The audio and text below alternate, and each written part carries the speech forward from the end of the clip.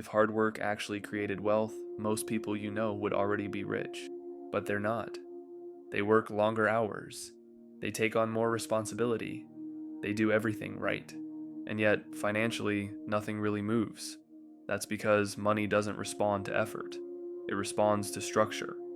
They were taught how to work, but never taught how money actually flows. So they do what seems logical, work harder, stay patient, and wait for things to improve. But patience doesn't compound, effort doesn't scale, and time alone doesn't create wealth, but structure does. If the machine you are working in is broken, working harder won't fix it. It just wears you out faster. And in this video, we are going to fix that machine. Let's start with the truth. Most people are not underpaid because they are lazy.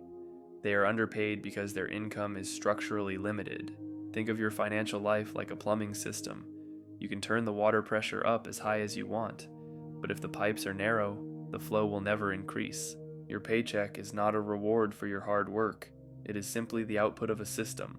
That system decides three things: how money enters your life, how often it arrives, and whether it can grow without you being there. If your income is tied directly to your time, you have a ceiling. There are only 24 hours in a day. No matter how much you hustle, you cannot create a 25th hour. This is why a raise feels good for a month, but then life feels tight again. Your income changed slightly, but the pipe stayed the same size. You are still trading your life for a fixed amount of money. Most people confuse being busy with getting ahead. They stay exhausted, thinking that sweat equals progress, but financially, they are just running on a treadmill. Wealth isn't created by effort, it's created by leverage. Leverage is simply a way to get more output from less input. It comes from skills, from technology, and from capital. If every dollar you earn requires you to be physically present, you aren't building freedom. You are building a dependency.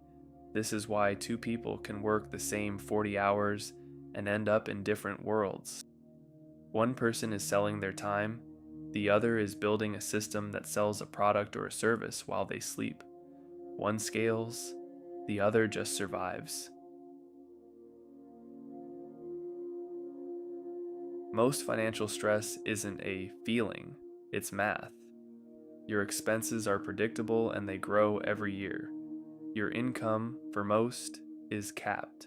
The gap between what you earn and what you spend is your margin. If that margin is too small, you can never build wealth. That isn't a mindset issue. It's a design flaw. The problem is that we are taught how to work, but not how to design our lives. We are taught how to earn a paycheck, but not how to manage the flow of money. We default to the only system we know: work more, spend more, and hope it works out. But hope is not a strategy. You wouldn't build a house on hope, you'd build it on a solid foundation. Your money needs the same logic.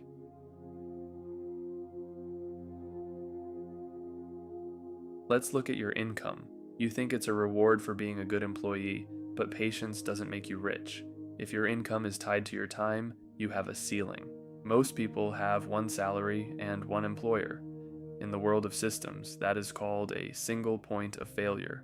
If that one job disappears, your whole life collapses. That isn't stability. It's a trap.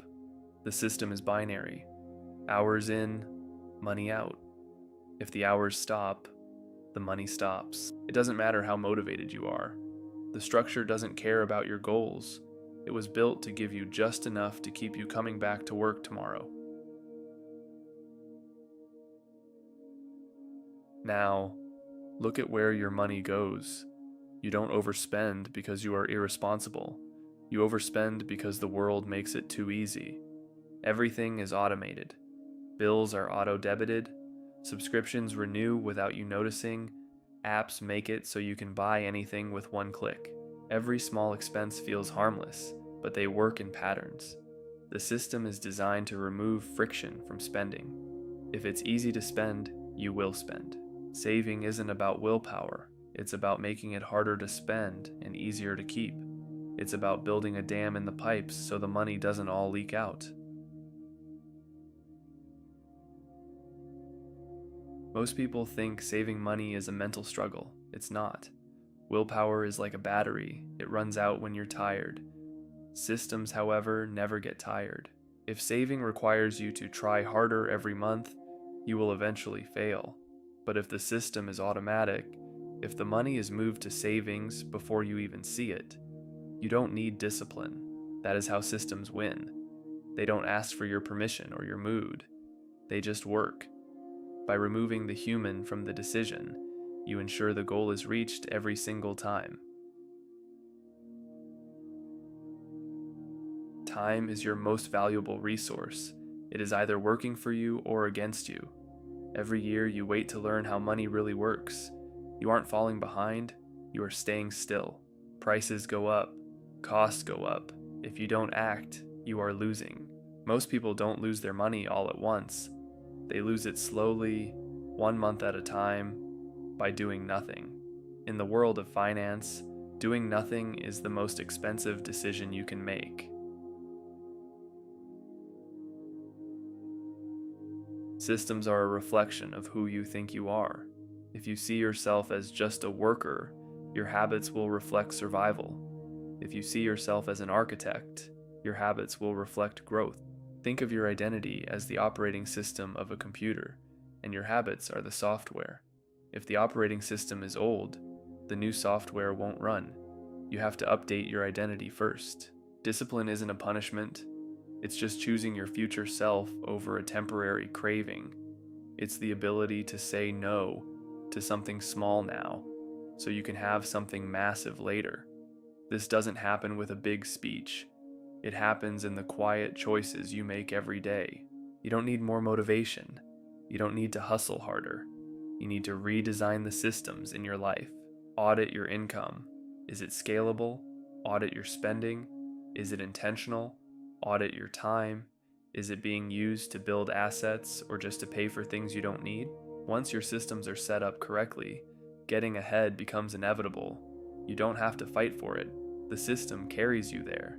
But if your systems are broken, all the hard work in the world won't save you from the math. If this changed how you see your situation, then it's done its job, because awareness is the first crack in a closed system. In the next episode, we'll dismantle the income system, why most people are structurally capped, and how to start building income that isn't tied to every hour you live. This isn't motivation, it's design. So, till then, design the system. Remove the ceiling. Be the architect.